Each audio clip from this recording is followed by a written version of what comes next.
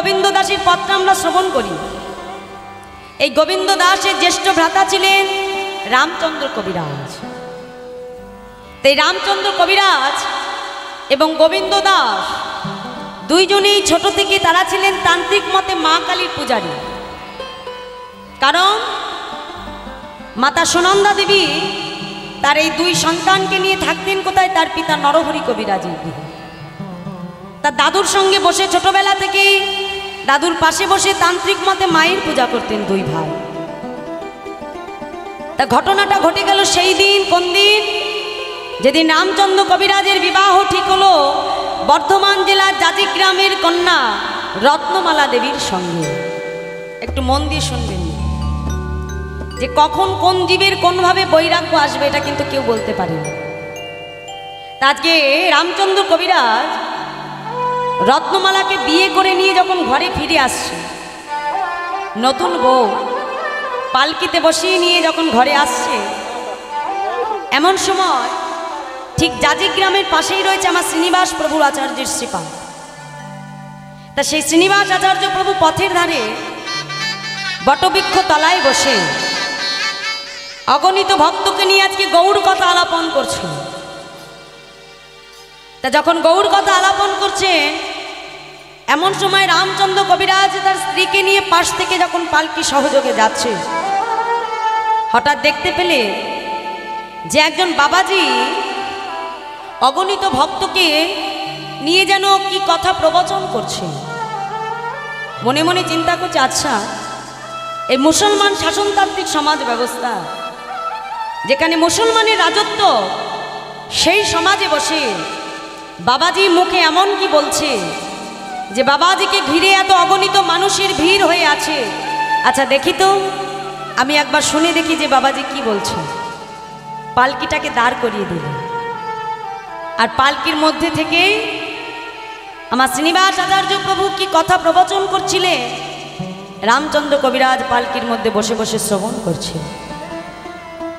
তা যখন ভাগবত প্রবচন হয়ে গেল, মা সবে পালকিটা ছাড়তে যাবে, পালকি বাহককে যেই অনুমতি দিল তোমরা পালকি ছাড়ো, তা ঠিক এমন সময় শ্রীনিবাস আচার্য প্রভু রামচন্দ্র কবিরাজের দিকে অঙ্গুলিটি হেলন করে দেখিয়ে বলছে, দেখো ওই যে দূরে যে ভক্তটিকে দেখতে পাচ্ছ, দূরে যে ছেলেটিকে দেখতে পাচ্ছ, ওকে দেখে আমার কি মনে হচ্ছে জানো? ওর দেহটা ভগবান বুঝি সংসার সেবার জন্য পাঠায় নাই, ভগবান ওর দেহটা বুঝি পাঠিয়েছে কৃষ্ণ সেবার জন্য, সংসারের কর্তব্য পালন করবার জন্য ভগবান ওকে দেহ দেয়নি। ভগবান ওকে দেহ দিয়েছে গোবিন্দ সেবা করবার জন্য। আমি প্রভুর কাছে কামনা করি ওর যেন খুব দ্রুত তাড়াতাড়ি চৈতন্য ফিরে আসে। নেতাই গৌর হরি বল, হরি বল, হরি বল। যেই কথাটা বলল রামচন্দ্র কবিরাজ কিন্তু কথাটা শুনতে পেল না। যখন থেকে কথাটা শুনতে পেল, দেখো এই যে মনটা শান্ত ছিল, সঙ্গে সঙ্গে মনটা চঞ্চল হয়ে গেল। ওই যে বৈষ্ণব কৃপা, বৈষ্ণবের দৃষ্টি, বৈষ্ণবের কৃপা পড়েছে, তা আর কি ঘরে থাকতে পারে না? বিবাহের পরের দিন রত্নমালা নিজেকে সুন্দর করে সাজিয়ে বসে আছে, কখন স্বামী ঘরে আসবে। রামচন্দ্র কবিরাজ ঘরে ঢুকলেন, রত্নমালার পাশে এসে বসলেন। রত্নমালা, তোমার সঙ্গে আমার বিবাহ হয়েছে রত্নমালা। জীবনে কোনোদিনও দুই সিদ্ধান্তে পা দিয়ে আমি চলি নাই রত্নমালা। জীবনে সারাটা জীবন যেটা এক সিদ্ধান্ত, আমি সেই সিদ্ধান্তে চলেছি। তোমার সঙ্গে অগ্নিকে সাক্ষী করে, সাত পাকে বন্ধনে আবদ্ধ করে আমি তোমাকে সংসারে এনেছি রত্নমালা। তাই তোমার প্রতি আমার কিছু কর্তব্য থাকে রত্নমালা। তাই তোমার কাছ থেকে অনুমতি না নিয়ে আমি কিছু করতে পারবো না রত্নমালা। তোমার সঙ্গে আমার বিবাহ হয়েছে, তাহলে তুমি আমাকে বলো দেখি রত্নমালা, তুমি এই গৃহের কে হও?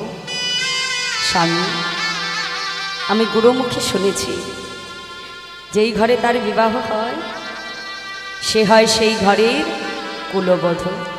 বাহ, তাহলে তুমি হলে এই ঘরের কুলবধূ, আমার তুমি কে হও? স্বামী। আমি এটাও শুনেছি যার সঙ্গে তার বিবাহ হয় সে হয় তার স্বামীর সহধর্মিণী। বাবা, এটাও ভালো বলেছ। আচ্ছা রত্নমালা, এবার তুমি আমাকে উত্তর দাও তো, একজন প্রকৃত সহধর্মিণীর কাজ কি? স্বামী, একজন প্রকৃত সহধর্মিণীর কাজ হলো তার স্বামীর ধর্মপথে সহায়তা করা। এটাও ঠিক বলেছ রত্নমালা।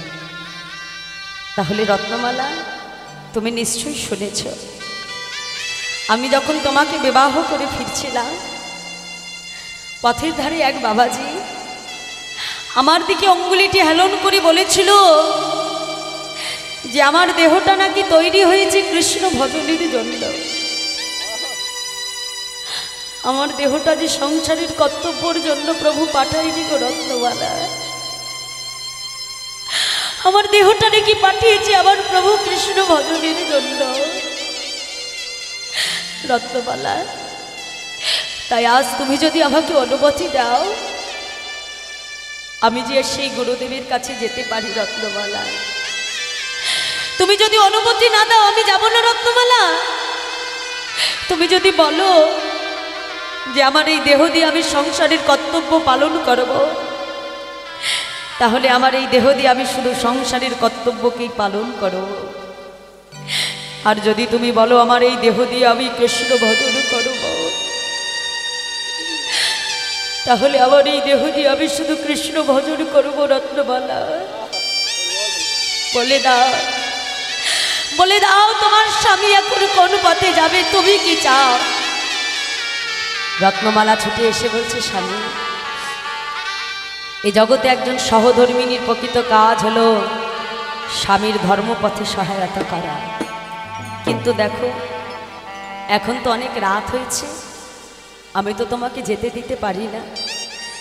আমি তোমাকে বলছি তুমি একটা কাজ করো, কিছু মুহূর্ত কাল তুমি অপেক্ষা করে যাও, কাল প্রভাত হতে না হতেই তুমি তোমার গুরু গৃহে চলে যেও, আমি তোমাকে বাধা দেব না। স্বামী, না রত্নমালা, এখন যদি আমি তোমার সঙ্গে কাটিয়ে যাই, ওই খানিকক্ষণ তোমার সঙ্গে কাটানোর জন্য না জানি সংসার মায়ায় যদি আমি আবদ্ধ হয়ে পড়ি, আমার যে আর কৃষ্ণ ভজন করা হবে না। রত্নমালা, কে জানে তোমার ভালোবাসার বন্ধনে যদি আমি আবদ্ধ হয়ে যাই রত্নমালা, এই দেহ দিয়ে আমার তো আর হরি ভজন করা হবে না।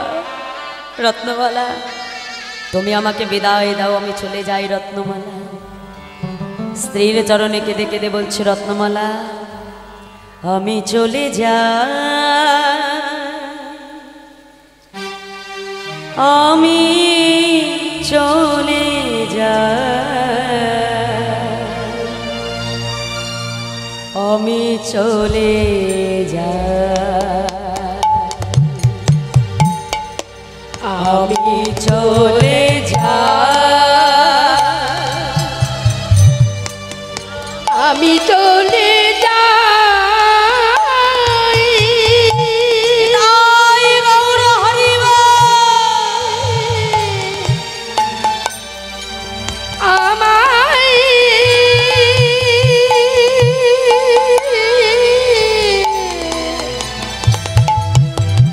তুমি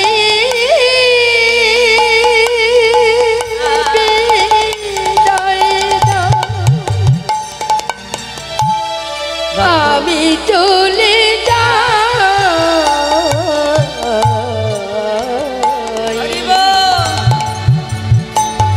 রত্নমালা তুমি আমার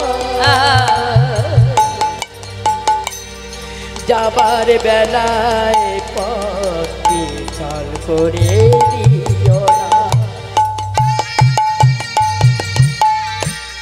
রত্নমালা, আমি যদি কিছুক্ষণ তোমার সঙ্গে কাটিয়ে যাই, না জানি সংসার মায়া বন্ধনে যদি একবার আবদ্ধ হয়ে যায়, যদি আর আমার গৌর ভজন করা না হয়, রত্নবালা তুমি আর আমাকে বেঁধে রেখো না রত্নবালা। স্ত্রীর কাছ থেকে বিদায় নিয়ে মা, যেই মিলনের রাত্রে একজন স্বামী স্ত্রীর মনে কত স্বপ্ন থাকে, সেই রজনীতি রত্নমালা তার স্বামীকে হারিয়ে ফেলল জনমের মতো। স্ত্রীর কাছ থেকে বিদায় নিয়ে রামচন্দ্র কবিরাজ ছুটতে ছুটতে আসছে, গুরুদেব গুরুদেব গুরুদেব। আছাড় খেয়ে এসে শ্রীনিবাস আচার্য প্রভুর চরণে পড়লে, গুরুদেব আপনি বলেছিলেন আমার দেহটা নাকি তৈরি হয়েছে কৃষ্ণ ভজনের জন্য, আপনি কৃপা করে আমাকে কৃষ্ণ মন্ত্র দেন গুরুদেব। আমি আজ সংসারের সর্বস্ব পরিত্যাগ করে আপনার কাছে এসেছি। একই বাবা, আমি কাল তোমাকে বললাম আর তুমি আজই সংসার পরিত্যাগ করে আমার কাছে এসেছো। শ্রীনিবাস আচার্য প্রভু বিলম্ব না করে রামচন্দ্র কবিরাজকে কৃষ্ণ মন্ত্র দিল মা। দেখতে দেখতে গুরুগৃহে ৫-৫টা বছর কাটিয়ে ফেলল রামচন্দ্র কবিরাজ। শ্রীনিবাস আচার্য প্রভু একদিন মনে মনে চিন্তা করছে, দেখি তো সংসারের প্রতি আমার রামচন্দ্রের এখনো কোনো বাসনা আছে কিনা। পরীক্ষা করবার জন্য রামচন্দ্রকে ডেকে আজকে আদেশ করছে, রামচন্দ্র শোনো বাবা, আজ আমি তোমার গুরু হয়ে তোমাকে অনুমতি দিলাম যে একটি রজনী তুমি তোমার সংসারে তোমার স্ত্রীর সঙ্গে কাটিয়ে এসো। এখন জগতে সর্ববাক্য লঙ্ঘন হয় মা, কিন্তু গুরু বাক্য কখনো লঙ্ঘন করা যায় না। গুরুদেব যখন আদেশ দিলে, আজ ৫-৫টা বছর পর রামচন্দ্র কবিরাজ ঘরে ফিরে এলে, এসে দেখে তার স্ত্রী রত্নমালা আজও স্বামীর মঙ্গল কামনা ঘরের দ্বারে বসে বসে গৌর নাম জপ করছে। কবে স্বামী ফিরে আসে আশাপথে নয়ন দিয়ে আজ রত্নমালা চেয়ে বসে আছে। তার মনে দৃঢ় বিশ্বাস ঠিক তার স্বামী তার কাছে ফিরে আসবে। আজ ৫ বছর পর স্বামীকে চোখের সামনে দেখে রত্নমালার মনে আর আনন্দ ধরে না। ছুটে গিয়ে স্বামীকে বুকের মধ্যে জড়িয়ে ধরল। স্বামী, এতগুলো বছর পর তোমার আমার কথা মনে পড়েছে, এতগুলো বছর পর তোমার রত্নমালার কথা মনে পড়েছে। স্বামী দেখো মা, ৫ বছর পর ফিরে এসে একবার স্ত্রীর কাছে ডেকে জিজ্ঞাসা করলো না, রত্নমালা তুমি কেমন আছো? সারা রাত গুরুদেবের কাছে কি দীক্ষা হলো, কি কৃষ্ণ সেবা হলো। কৃষ্ণ সেবার কথা বলতে বলতে নিশি প্রভাত হয়ে গেল। আর যেই নিশি প্রভাত হয়ে গেছে সঙ্গে সঙ্গে রামচন্দ্র রত্নমালাকে ডেকে বলছে, রত্নমালা এবার আমি যাই, আমাকে বিদায় দাও। আর শুনে রাখো রত্নমালা, তুমি আমার মহাপ্রভুকে জানিও, জীবনে এমন কঠিন আদেশ যেন গুরুদেব আর কখনো না করে। জীবনে আর কখনো যেন আমাকে সংসারে তিনি না পাঠায়। জগতে কখনো যেন আমাকে সংসার মায়ায় ফিরে আসতে না হয়। রত্নমালা তুমি আমার মহাপ্রভুকে জানিও। রত্নমালা, যেই স্বামী চলে যাবে, রত্নমালা সে হাতটা চেপে ধরবে। স্বামী, আমি জানি আপনি চলে গেলে আর ফিরবেন না, কিন্তু বলতে পারেন আমি তো আপনার স্ত্রী, আপনার কাছে আমারও তো কিছু চাওয়ার থাকতে পারে। আপনি আমার কথাটা ভাবলেন না। আপনি চলে যাচ্ছেন, কিন্তু আমার জীবনে বাকি দিনগুলোতে সংসারে আমাকে কাটাতে হবে। সংসারে কার মুখ দেখে আমি আমার জীবনের বাকি দিনগুলো কাটাবো আপনি বলে দিয়ে। সংসারে তো আমার কেউ নাই। স্বামী, এ জগতে একটা রমণী প্রত্যেকে স্বামীর কাছে একটি সন্তানের বাসনা করে। অন্তত যাবার পূর্বে আপনি আমাকে একটি সন্তান দিয়ে যান, যার বদন পানি চেয়ে আমি আমার জীবনের বাকি দিনগুলোকে কাটাতে পারি।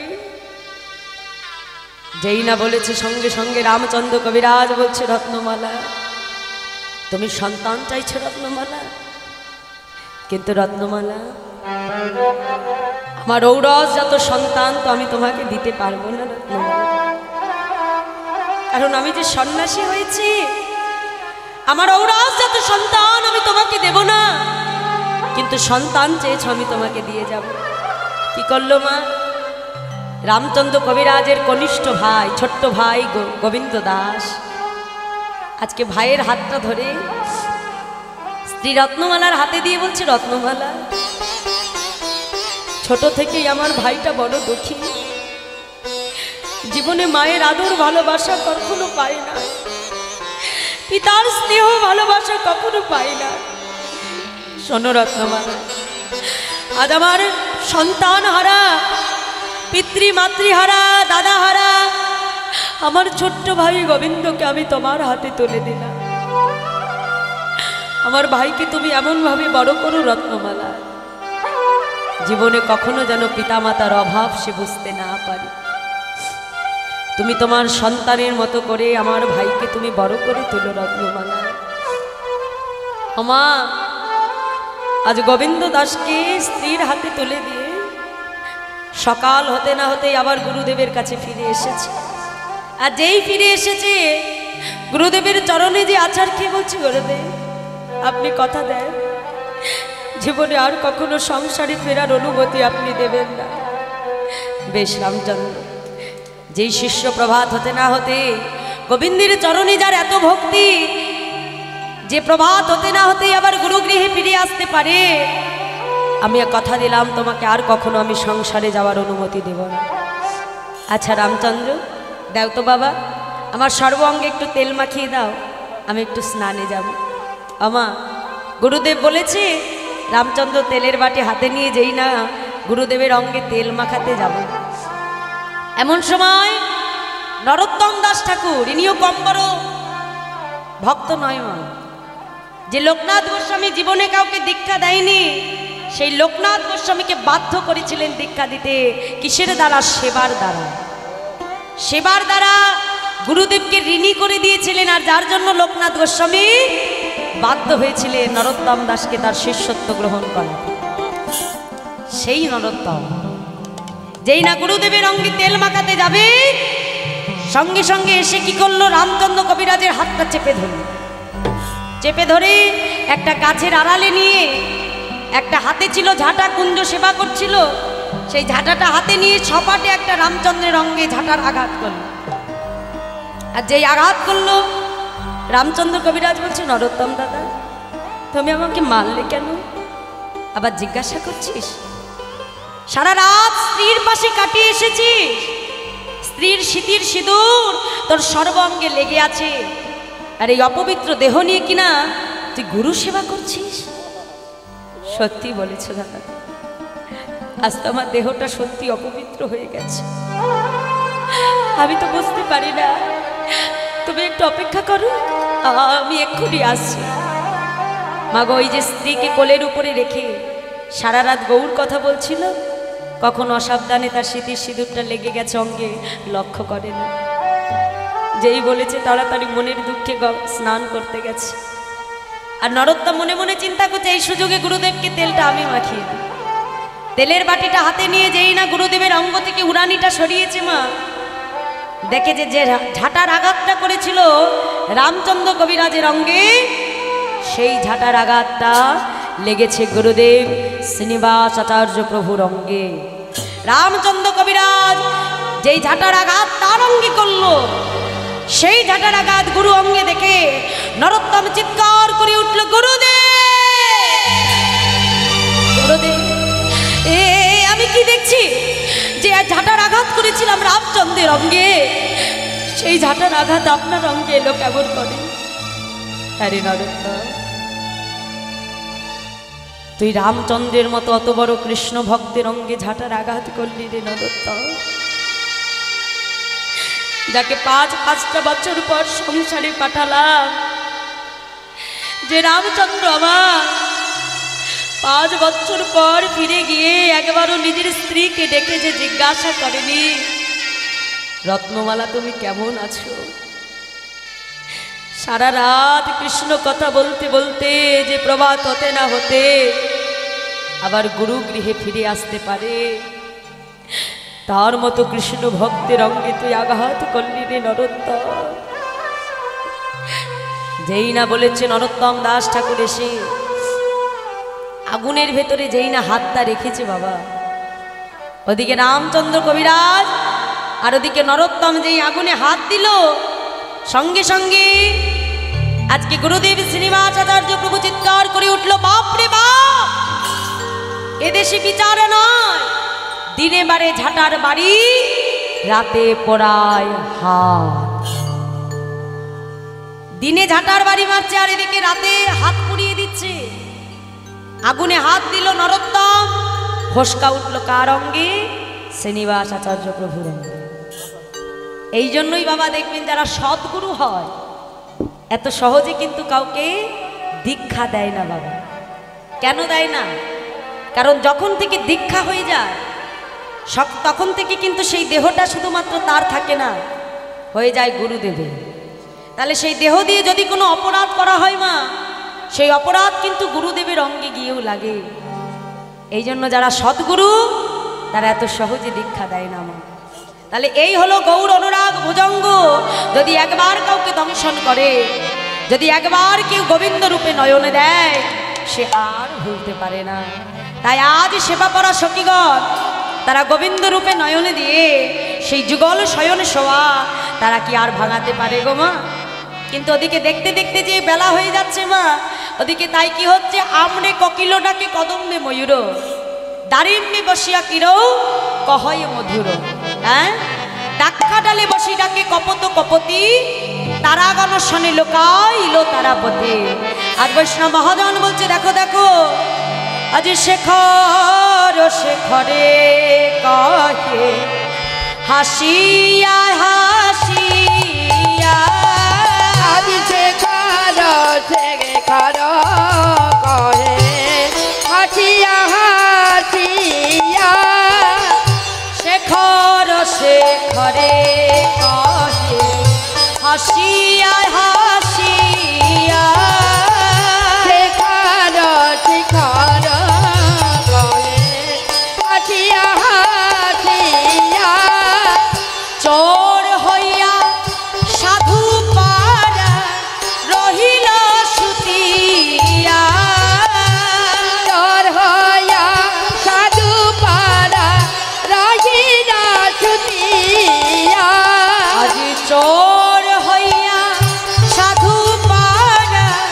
রহিল সুতিয়া, আর চোর হইয়া সাধু পারা রহিল সুতিয়া, চোর হইয়া সাধু পারা রহিল সুতিয়া, তাই গৌর হরি রহিল সুতিয়া, চোর হইয়া সাধু পারা রহিল সুতিয়া, চোর হইয়া সাধু তারা রহিল ছুটিয়া। তাই আজকে মধুময় বৃন্দাবনের আম গাছে কোকিল ডাকছে, দারিম্বে আজকে কিরো মানে কি ঘুঘু পাখি। তা সবাই আজকে মধুময় বৃন্দাবনে কলরব করছে কেন? আমার রাধা গোবিন্দকে জাগানোর জন্য। আর ওদিকে প্রভাত হতে না হতে গগন পানে উদয় হচ্ছে কে? অরুণ দেবতা মানে সূর্য দেবতা। হ্যাঁ, তাই বৈষ্ণব মহাজন বলছে, দেখো দেখো জাগহ বিশ্বভানু নন্দিনী মোহন যুবরাজ। হ্যাঁ, বলছে রায়ধনী তুমি তাড়াতাড়ি জেগে ওঠো, আর ঘুমিয়ে থেকো না। দেখো দেখো আজকে মহাজন বলছে, দেখো দেখো জাগো বিশ্ব ভানুরাজ নন্দিনী,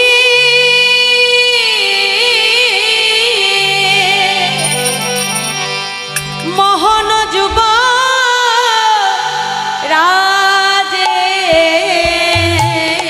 আর জাগ বিশ্বভানুরাজ নন্দিনী,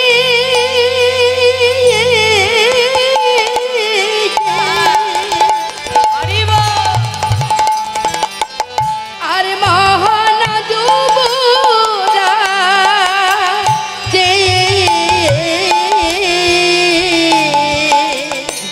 জেগে ওঠরাই বিনোদিনী জাগো জাগো আমার রাজনন্দিনী বলি জাগো জাগো রাই বিনোদিনী জাগো জাগো রাই বিনোদিনী আরে বিলম্ব করো না রে বলি জেগে ওঠরাই বিনোদিনী আর ঘুমাই দেখো না গো চোখের নিশি পোহাইল আর ঘুমাই দেখো না গো চোখের নিশি পোহাইল আর ঘুমায়ে থেকো না গো তোমার চোখের নিশি পোহাইল আর ঘুমায়ে থেকো না গো বলি জাগো জাগো রাজনন্দিনী অকুরণ কোন বাল অরুণ উদিত মুদিত কুমুদ বদন আর অকরুণ বল বালক অরুণ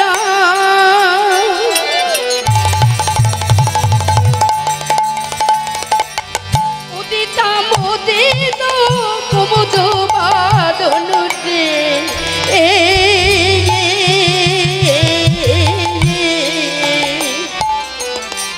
চমকি চুম্বি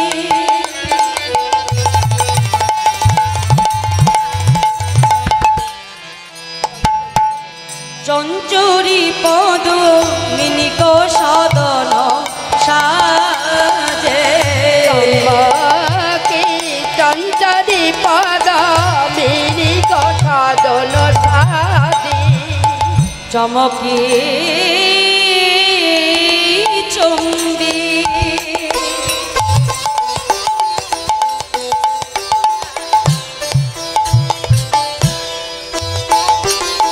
চঞ্চুরি পদ মিনিক সদন সাজে চমকে চম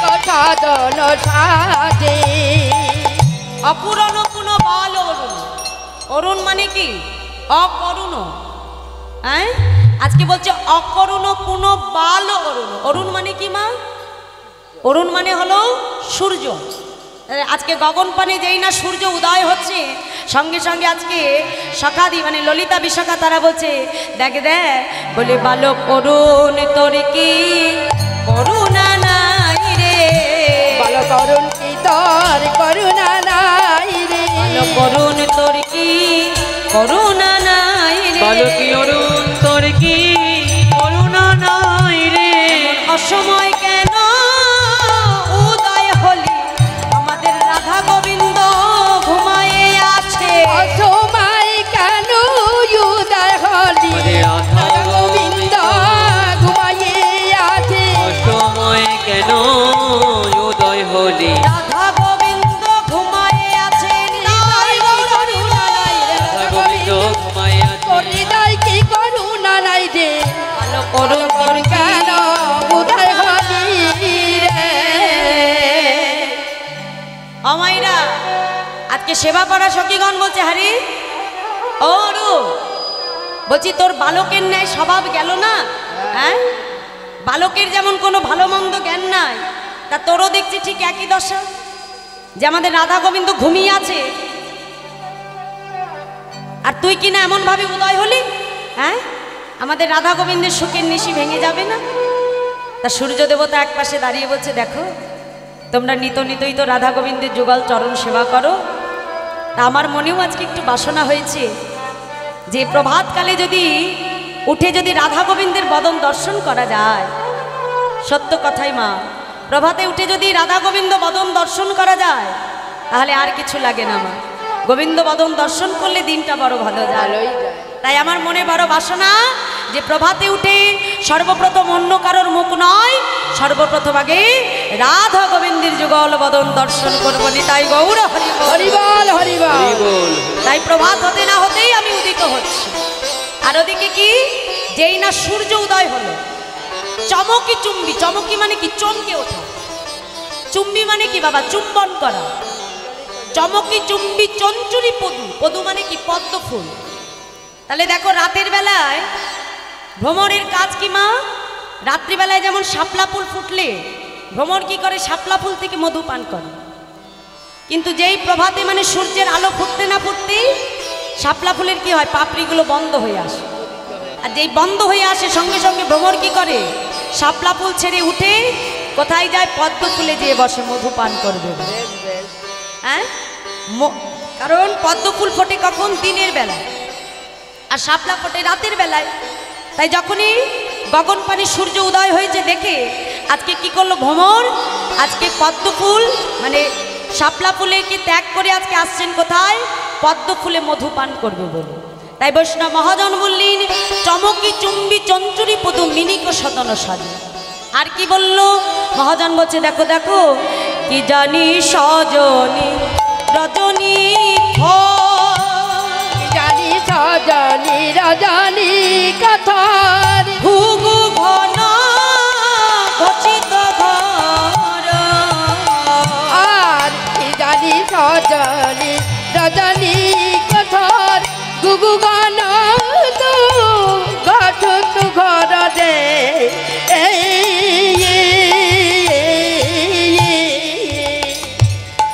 গত যামিনী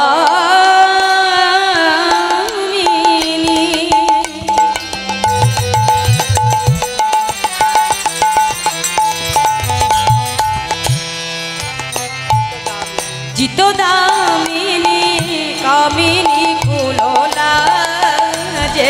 আরে কত জামিনী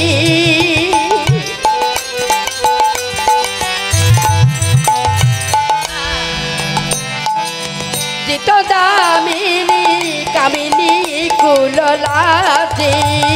নিশি যেমন এলো তেমন গেল, নিশি যেমন এলো তেমনি গেল। নিশি যেমন এলো তেমন গেল, নিশি যেমন এলো তেমন গেল। ওই সুখের নিশি প্রহায়ে গেল।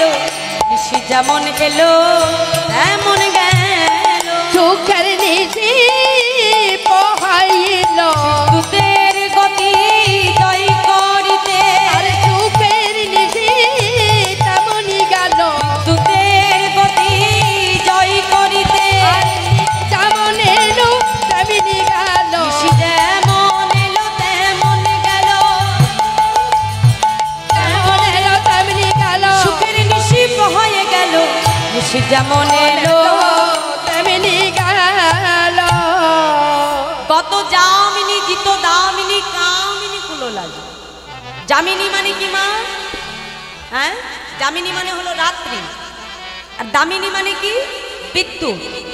মানে আজকে নিশি মানে রাত্রি যেন বিদ্যুতের গতিতে, বিদ্যুৎ যেমন এক পলকে আসে আর চলে যায়, ঠিক তেমনি আজকে সখীদের মনে হচ্ছে যেন সুখের নিশিটা মানে রাধা গোবিন্দ ঘুমিয়ে আছে, এই সুখের নিশিটা যেন বিদ্যুতের গতিতে এলো আর চলে যায়। গত যামিনী জিত দামিনী কামিনী কুলো লাগে। কামিনী মানে কি মা?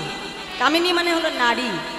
যেমন একজন রমণী তার স্বামীর পাশে সারা রাত শয়নে থাকার পর প্রভাত হতে না হতে লজ্জাবশত যেমন নারী তার স্বামীর সঙ্গকে পরিত্যাগ করে ফেলে, তাড়াতাড়ি যেমন স্বামীর সঙ্গ ছেড়ে উঠে আসে, ঠিক তেমনি আজকে সেই দ্রুত গতিতে নিশিটাও যেন খুব তাড়াতাড়ি দেখতে দেখতে প্রহাই গেল। তাই বলছি গত যামিনী জিত দামিনী কামিনী কুলো লাগে। আজকে বৃন্দাবনে মাগো নিশি পোহাচ্ছে দেখে সবার মনে দুঃখ, সবার মনে কষ্ট। তা বৃন্দাবনে সবার মনে কষ্ট, কিন্তু একজনের মনে খুব আনন্দ। কেন আনন্দ? মহাজন বলছে দেখো দেখো, ফুকারত হতো শোক অবজাগ সব হলো, ফুকারত হতো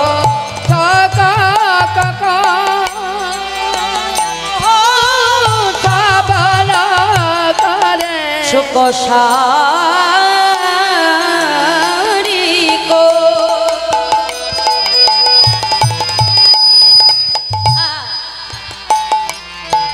পিকু কাকলি নিদুবন ভরি গাজে। চারিকা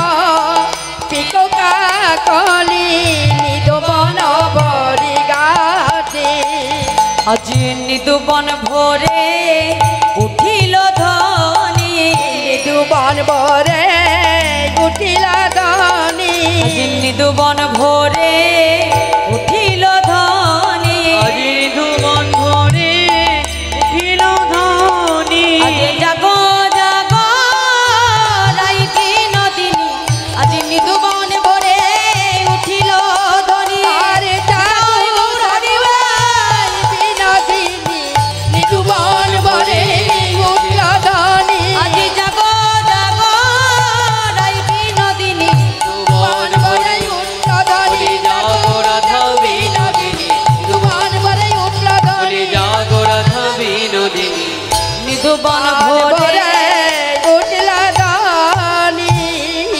পুকারত হতো শোক কোপ। দেখো মা, এই যে কুঞ্জবর্ণ লীলা, এটা যেমন তেমন লীলা নয়। কুঞ্জবর্ণ লীলাটা কিন্তু অনেক গভীর তত্ত্বের আলোচনা। হ্যাঁ, আজকে কি বলছে? ফুকারত হতো শোক কোপ। কোক পাখি মানে যার নাম ছিল চক্রবাক চক্রবাকী। এই চক্রবাক আর চক্রবাকী এই দুটি পাখির মনে আজকে খুব আনন্দ। কেন? নিশি প্রভাত হচ্ছে দেখে, সকাল হতে দেখে আজকে বৃন্দাবনে সবার দুঃখ, কিন্তু তার মনে আনন্দ। কেন আনন্দ হচ্ছে? কারণ এই চক্রবাক আর চক্রবাকী পাখি তারা কখনো নিশীতে মানে রাত্রিবেলায় তারা কখনো স্বামী স্ত্রী দুইজন মিলিত হতে পারত না।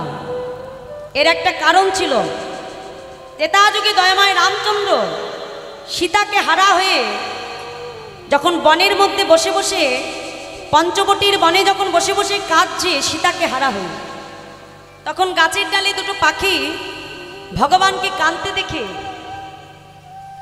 মানে স্ত্রী পাখিটিকে ডেকে পুরুষ পাখিটি বলছে, দেখো ভগবান হয়ে যদি তার এমন মনুষ্য সুলভ আচরণ হয়, সে ভগবান, তথাপিও স্ত্রীকে হারা হয়ে এমনভাবে মানুষের মতো করে কাঁদছে, তাহলে ভগবান হয়ে যদি মানুষের মতো আচরণ হয়, তাহলে মনুষ্যকুল কি করবে বলো?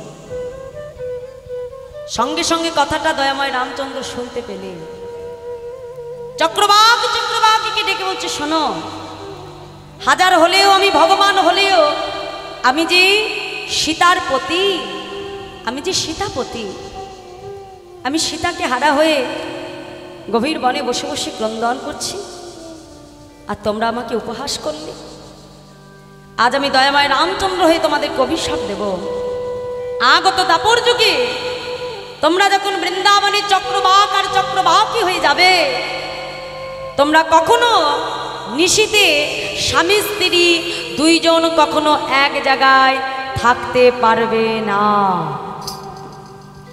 তাই দয়াময় রামচন্দ্রের অভিশাপে বৃন্দাবনে যখন বাবা সেই চক্রবাক চক্রবাকী এলো, যখন সারা দিনের বেলায় তারা এক জায়গায় থাকতো, মিলিত হতো, কিন্তু যখন রাত হয়ে যেত, একজন থাকতো যমুনার ওই পারে আর একজন থাকতো যমুনার এই পারে। আর যখন প্রভাত হতো, প্রভাতের সূর্য উদয় দেখে মনে আনন্দ ধরতো না, তারা উচ্চৈস্বরে কলরব করে উঠত, পরস্পর মিলনের আনন্দে পাবার আশায় তারা ধ্বনি করে উঠত, নিতাই গৌর হরির হরিবল হরিবল। তাই বলছে ফুকারত হতো শোক কোকো, অপজাগো সবু হলো কো, সুখ সারি কুপিকু কাকলি নিদু মন ভরি গাছ। আর কি বলছি? বৈষ্ণব মহাজন বলছে, দেখো দেখো, গলিত ললিত বসন সাজে মণিযুত বেনি ফণি বিরাজে, গলিত ললিত সাজে মণিযুত বেনি ফণি বিরাজে, উচ্চক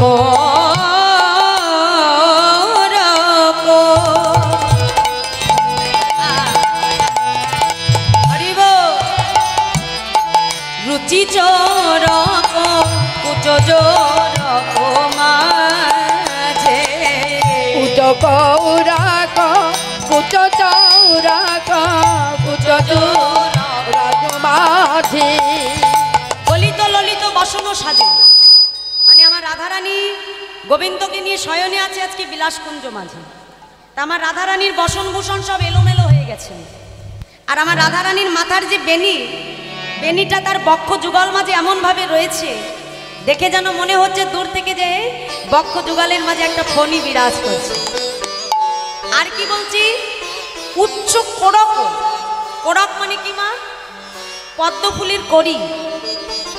পদ্মফুলের কড়ির যেমন অপূর্ব শোভা, যেমন সুন্দর তাকে দেখতে, ঠিক তেমনি সেই পদ্মফুলের সেই কোড়কের শোভাকেও জয় করেছে, চুরি করেছে কে? না আমার রাধারানীর বক্ষ যুগল পয়োধরের শোভা। দেখো বাবা, এই রাধা গোবিন্দের প্রেমকে কিন্তু জাগতিক জগতের প্রেমের সঙ্গে তুলনা করলে হবে না। শাস্ত্র বলছে আত্মেন্দ্রিয় প্রীতিবাঞ্ছা ধরে কাম নাম, আর কৃষ্ণেন্দ্রিয় প্রীতিবাঞ্ছা ধরে প্রেম নাম। তাই গৌর হরি বল, হরি বল। আমাদের জাগতিক জগতের প্রেমের ভেতরে কি থাকে? কামনা থাকে। কিন্তু আমার রাধা গোবিন্দের ভালোবাসার মধ্যে কোনো কাম ছিল না মা, শুধু কি ছিল? শুধুমাত্র প্রেম আর ভক্তি। তাই জাগতিক জগতের প্রেমের সঙ্গে রাধা গোবিন্দের প্রেমকে এক করলে হবে। তাই কি বলছে? উচ্চ কোরক রুচি চোরক কুচো জোরক মাঝে। আর কি বলছি? বিপত্তি হইল যুবতী বৃন্দ, গুরুজনাগতি কহব মন্দ। বিপত্তি হইল যুবতী বৃন্দ, গুরুজন প্রতি কহে মন্দ। জগদানন্দ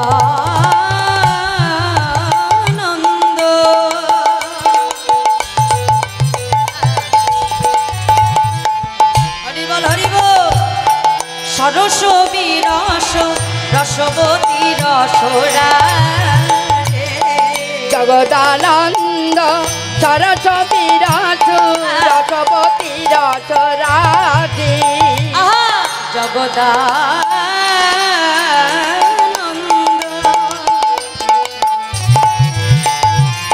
সরস বিরস রসবতী রসরা, জগদানন্দ সরস বিরস রসবতী রসরাজি। বিপত্তি হইল যুবতী বৃন্দ, গুরুজনার গতি কহব মন্দ। সরস বিরস রসবতী রসরাজে। পদকর্তা জগদানন্দ দাসের রচনা করা এত সুন্দর বৈষ্ণব মহাজন পদাবলী।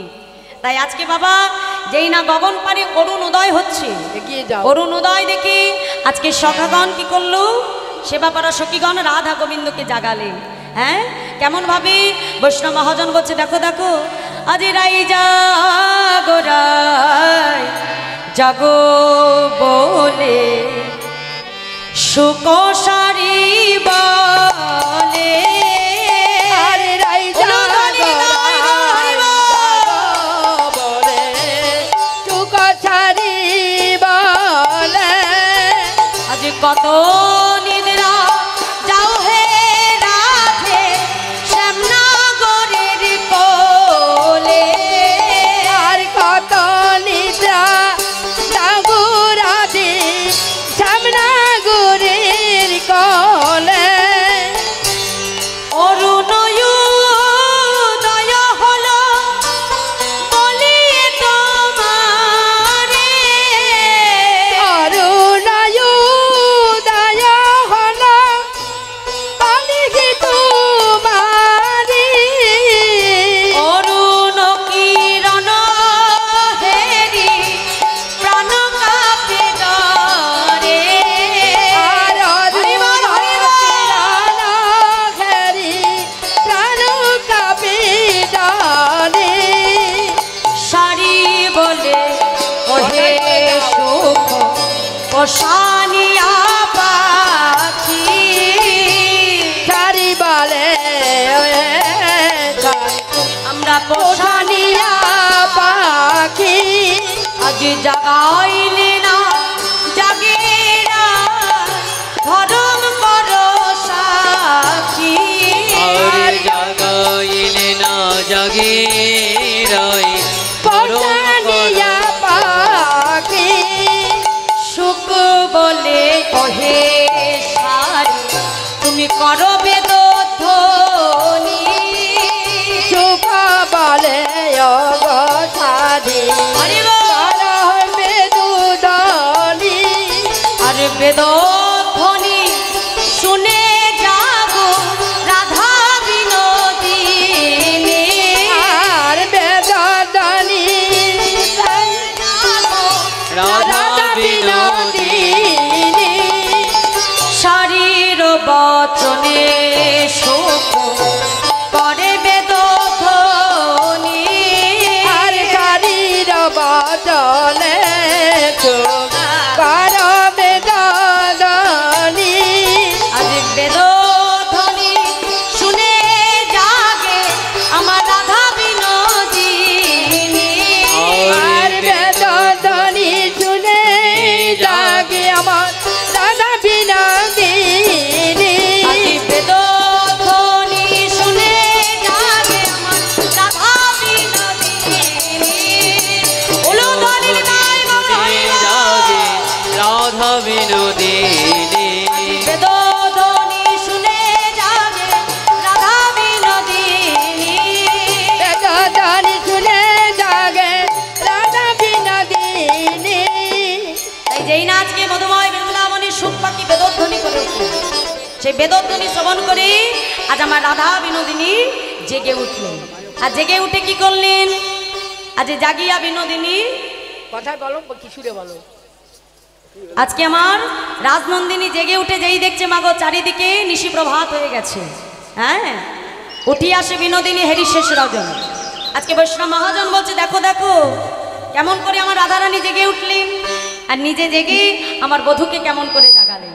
বৈষ্ণব মহাজন আজকে পদাবলীর মধ্যে দিয়ে তিনি পদ রচনা করলেন। কি বলছে দেখো দেখো, আজ উঠি আসে বিনোদিনী হেরি শেষ রজনী উঠে আসে বিনোদিনী হেরি শেষে রজনী উঠি আসে বিনোদিনী হেরি শেষ রজনী উঠে আসে বিনোদিনী হেরি শেষ রজনী চমকিয়া চারি পানে চাই বধুরে চমকিয়া চারি পানে চাই বধূ হে চমকিয়া চারি পানে চাই বধু গো চমকিয়া চারি পানে চাই বধূ গো প্রভাত জানিয়া ধনী মনে সশঙ্কিত মানি বধূ জানিয়া ধনী মনে সশঙ্কিত মানি প্রভাত জানিয়া ধনী মনে সশঙ্কিত মানি বধূ জানিয়া ধনী মনে সশঙ্কিত মানি পদ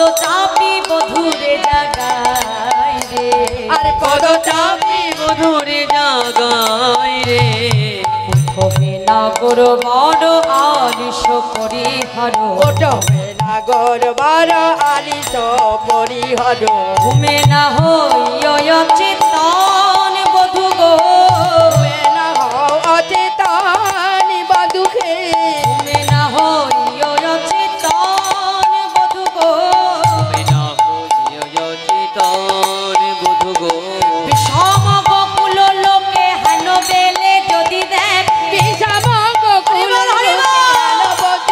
যদি দেখে কি বলিয়া বলিবে বচন রে আর কি বলিয়া বলিবে বচন দে আর বলিব কি না পারিয়া বিদায় নিয়ে আর বলিব কি না পারিয়া বিদায় নি সকলি গো চর রাঙা পাই বধু গো সকলি গোলাম রাঙ্গা পাই বধূ গো সকলি গো চর রাঙা পাই বধু গো সকলি গো চরণ রাঙ্গা পাই বধূ গো এ যদু নন্দন বলে দুহু ভাসে প্রেম জলে যদু নন্দন বলে দুবাসে প্রেম জলে এ যদু নন্দন বলে দুহু ভাসে প্রেম জলে যদু নন্দন বলে দুবাসে প্রেম জলে লরে দুহু দেখিতে না পাই রে আর লরে দুহু দেখিতে না পাই রে আজ লরে দুহু দেখিতে না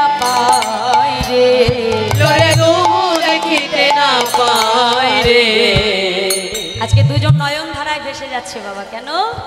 দুজন দুজনকে ছেড়ে চলে যেতে হবে বলে নয়ন ধারায় বক্ষ ভাসিয়ে কাজ। তা আজকে আমার রাধারানী বধুর পদচাপী মানে ধীরে ধীরে। এখনকার দিনে আমরা কি করি মা, স্বামীকে জাগাতে হলে কি করবে? চিৎকার করে যে ডাক দিই, তাই তো? কিন্তু আমার রাধারানী তার বধূকে জাগাচ্ছে কেমনভাবে? পদচাপী মানে ধীরে ধীরে পদ চেপে তার স্বামীকে অর্থাৎ বধূকে জাগালেন। আর যেই জাগালেন আমার গোবিন্দ জেগে উঠলেন। বৈষ্ণব মহাজন বলছে দেখো দেখো, উঠো হে নাগর বড় নিদে রয়ালি সে, ওঠো হে নাগর নেদে রয়ালি ঘুমে আখি ঢুলো ঢুলো ঝুলন বালিশ আরে ঘুমে আঁখি ঢোলো ঢোলো মিলন বলি ঘুমে আখি ঢুলো ঢুলো ঝুলন বালিশ ঘুমে আখি ঢুলো ঢুলো মিলন বালিশে বাহু পসারিয়া ধ্বনি বধূ নীল কোলে বাহু পচারিয়া ধনি বধূ নীল মানে আমার গোবিন্দ ঘুম থেকে উঠেছে তো এখনো তন্দ্রা ছোটেনি, ঘুমে আঁকিটা ঢুলু ঢুলু করছে, পাছে পড়ে যায়। আমার রাধারানী কি করলো, বাহু পসার করে আমার গোবিন্দকে তার কোলের মধ্যে নিলেন। তাই কি বলছে, বাহু পসারিয়া ধ্বনি বধূ নীল কোলে আরে বাহু কোশারিয়া ধ্বনি বধূ নীল কোলে বদন মোছাই ধ্বনি নেতের অঞ্চলে আর বদন বথায় ধনি নেতের অঞ্চল বদন মোছাই ধ্বনি নেতের অঞ্চল আরে বদন মোছাই ধ্বনি নিদের অঞ্চলে যেখানে সে বিগলিত হয়েছিল বে আর যেখানে যে বিগলিত হয়েছিল বেশ সাজাইল রাই ধ্বনি বধূ মনে রয়াবে সাজাইল রাই ধ্বনি বধূ মনে রয়াবে সাজাইল রাই ধ্বনি মনে রয়াবে আরে সাজাইল রাই ধ্বনি মনে রয়াবে কেন দাসেতে কহে বলিহারি যায় কেন দাসেতে কহে বলিহারি যায় বলে এমন দোহার প্রেম কবু দেখি না আরে এমন দোহার প্রেম কভু দেখি নাই। আজকে আমার রাধারানী কি করলো, বধূকে মনের মতো করে বধূকে সুন্দর করে সাজিয়ে দিল। কেন, এবার বধূ ফিরে যাবে নিজ ঘরে আর আমার রাধারানী ফিরে যাবে তার নিজ ঘরে। এখন বধূকে যখন সাজিয়ে দিল, আমার গোবিন্দ কি করলেন, রাধারানীকে মনের মতো করে সাজিয়ে দিচ্ছে। কেমন করে, বৈষ্ণব মহাজন বলছে, দেখো হরি নিজ আচরে রায় মুখ মোছয়ে কুমকুমে তনু পুনো মাঝি অলকা তিলকা দেয় সিথি বানায় চিকুরে কবরে কোনো সাজি। আজ মনের মতো করে আজকে রাধারানীর কেশ বন্ধন করে দিলেন, সিঁথিতে সিঁদুর পরিয়ে দিলেন, হ্যাঁ কপালে ললাটে সিঁদুরের ফোঁটা দিয়ে দিলেন, আবার চরণে কি করলেন, নূপুর পরিয়ে দিলেন, দিয়ে আবার কি করছে, আজকে আমার গোবিন্দ নিজের চরণ মানে চরণটাকে উরুর উপরে রেখে আজকে গোবিন্দ কি করছে, নিজের হাতে রাধারানীর চরণের উপরে আলতা পরিয়ে দিচ্ছে।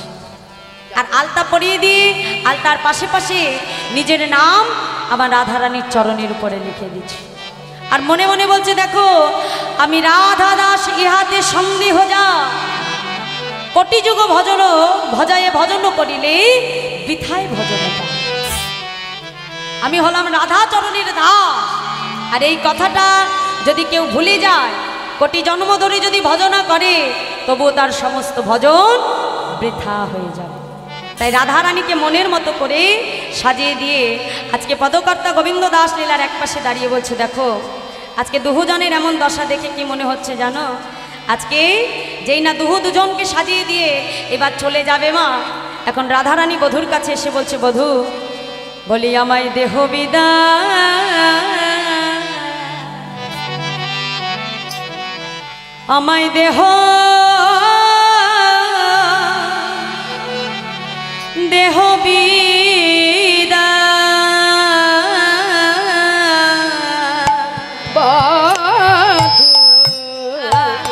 নিতাই গৌর হরিবল হরিবল বিদায় দেহ বিদায় আমার প্রাণী রইল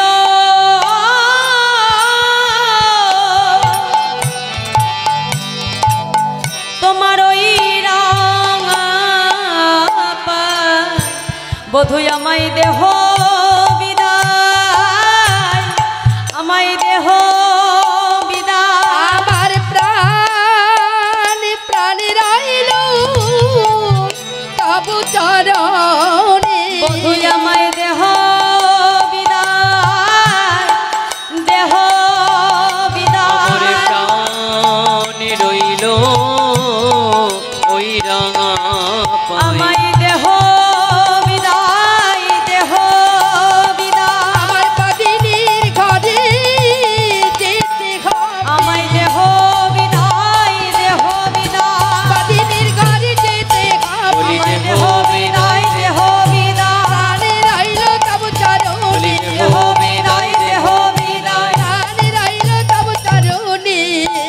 আমায় দেহ বিদায়, দেহ বিদায়। জয় রাধে। তাই বধুর চরণ ধরে আমার রাধারানী কার্য আর বলছে, বধু এই দেহটা আমি তোমার চরণে রাখলাম, প্রাণটা আমি তোমার চরণে রাখলাম, কিন্তু দেহটা নিয়ে আমাকে বাদিনীর ঘরে ফিরে যেতে হবে। তাই মাগো আজকে সেবা করা সখীগণ রাধা গোবিন্দকে যুগলে সেবা দিলেন।